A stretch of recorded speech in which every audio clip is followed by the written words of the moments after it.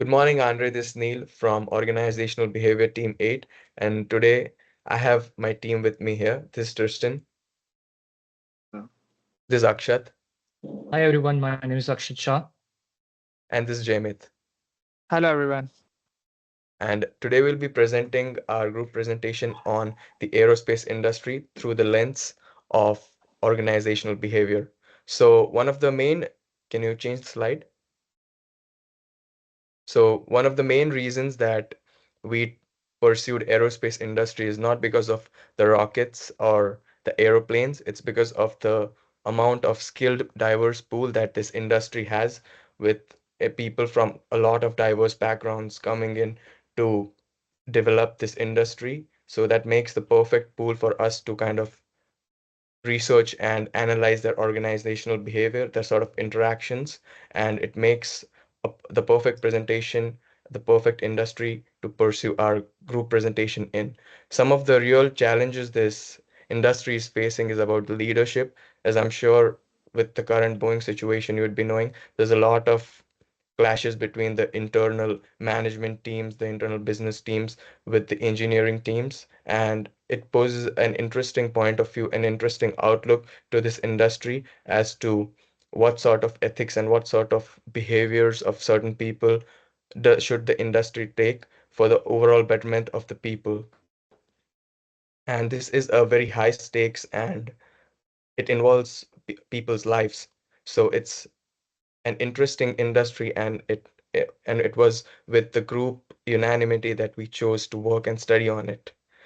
Speaking a little bit more about this industry, it has a global aerospace market valued at about $800 billion, and it's one of the largest and the most economically significant industries in the world. It contributes hundreds of billions to the US GDP annually, and specifically Boeing, it also has its ties with the US government where they develop defense aircrafts as well. And some of the key players in this industry are Airbus, Boeing, Lockheed Martin, General Electric. I'm sure you know about it. And with this being said, I'd like to give the spotlight to Jemit to speak further on this topic. So let's talk about business and challenges. Now let's one of the competitive sides in the Boeing versus the Airbus rivalry is the one of the most intense duopoly in the global industries. These two companies together supply nearly all over the world commercial aircrafts. That kind of competition creates an enormous pressure on cost, speed, and innovation. The industry also grapples with the extremely long R&D cycle, developing a new aircraft, which takes over 10 to 15 years, and the supply chain that spans thousands of the suppliers across a dozen of the countries, making them incredibly fragile, as COVID-19 painful demonstrates. Um, Now I will talk about the industry's challenges. So aerospace challenges faces some of the most serious OB challenges. Like first, safety culture in any environment where the margin of error is zero, the pressure to meet deadline and cut the cost can quietly erode the behavioral that keep the people safe. Second, talent retention. Aerospace companies are competing with the Silicon Valley tax firm for the same pool of high risk engineers. And the third, which is the most important of our project, which is communication gap and and a culture of fear. In many aerospace organization, employees feel that they cannot speak up when they see the problem. They worry about retaliation and about being labeled difficult. This three OB challenges from the backbone of everything we are going to talk about today. So let's talk about the case study, one which is Boeing 737 Max crisis. Nothing illustrates the cost of poor organization behavioral more clearly than the Boeing 737 Max crisis. In 2018 and 2019, the two Boeing 737 Max aircraft crashed within 5 months of each other, killing 346 people. The world was shocked, but when the investigation dug into what went wrong, they found that the root cause wasn't just a software, it was deeply organizational in our entire presentation. Now Akshat will carry ahead. So let's see the case study for the SpaceX agile culture. Now we have seen the failure that occurred at the Boeing due to the culture of fear. What SpaceX was doing something radical. They have implied the flat hierarchy culture in which engineers at any level can raise the concerns to the directly to the leadership, even to the Elon Musk himself, our rank or the tenure. And also there is an open communication and psychological safety, yeah, and the belief that any that the best ideas can come from anywhere. So what's the key lesson from this is the culture drives innovation. Basically, yeah, when you set up the environment in which the employee feels free and safe to speak up and take the experiments on the next level, the success will definitely come out. Jimmy, can you change the slide, please? So we have seen the aerospace challenges, and we have seen the failures in Boeing and the success at the SpaceX. Let's discuss about Boeing specifically and get into what are the Boeing issues and what are the measures that need to be taken care of.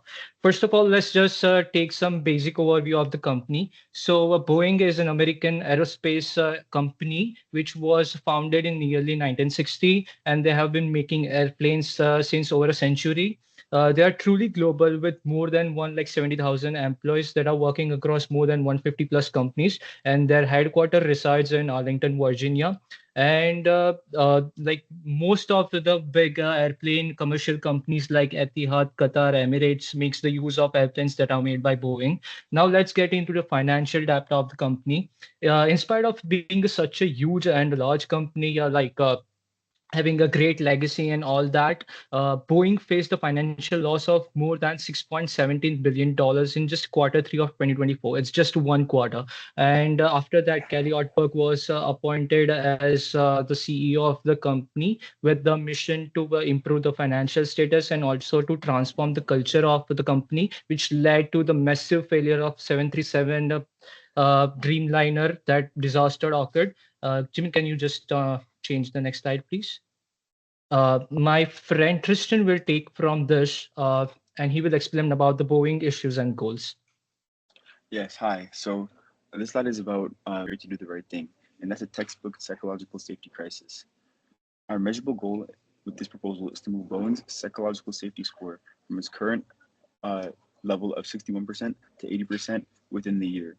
That's our target, and our program is developed around achieving our goals. Next slide, please. Thank you.